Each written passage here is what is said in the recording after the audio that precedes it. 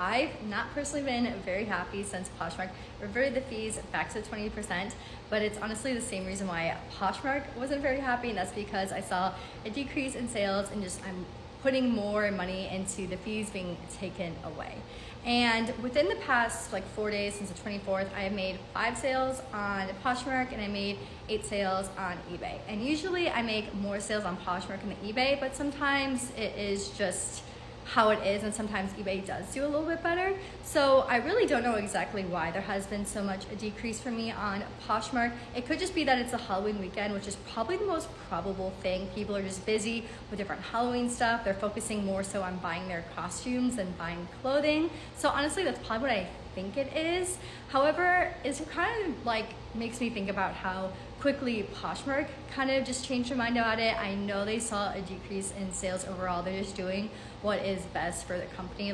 Everyone is going to do that, and so I don't blame them at all for that. But I feel like 2 weeks is such a small span of time, and we all know how much things can change and how much people just need time to adjust to things. So I do think it was a little bit premature, but obviously don't fault them for any of that, honestly. But from what I've heard, I think this affected a lot of people more who are selling lower price things than higher price things.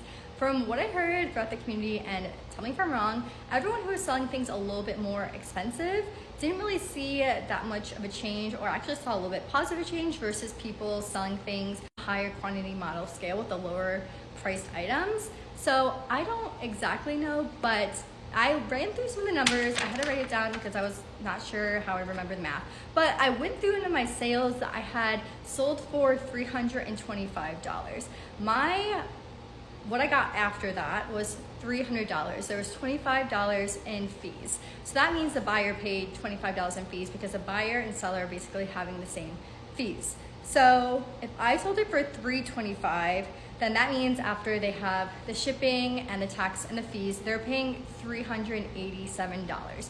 Now, in order for me to make $300 now, I need to sell an item for $380, which means if I'm selling it for $380 after shipping, after taxes, then the buyer is paying $420. So actually, in the old model fee, or I guess the middle model fee structure where it was less, buyers were actually able to pay less for an item, and then also the seller was able to get what they wanted for that. Hopefully that all makes sense. I'll try to put some of the numbers here. But long story short, in that fee model where it was less, buyers were actually able to get a better deal than what sellers could sell it for, and they would have to pay. I think a lot of buyers actually didn't fully realize that because you just see the amount you're paying.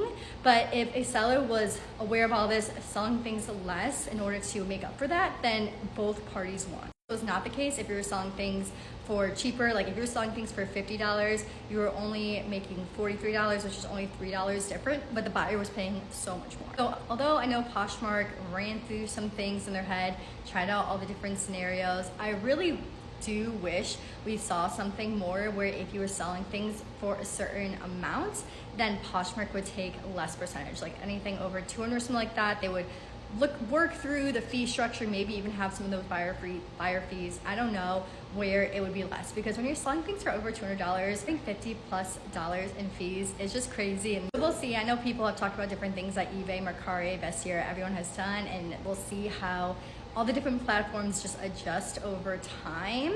But hopefully we'll see a little bit more of an even playing field from Poshmark in the future.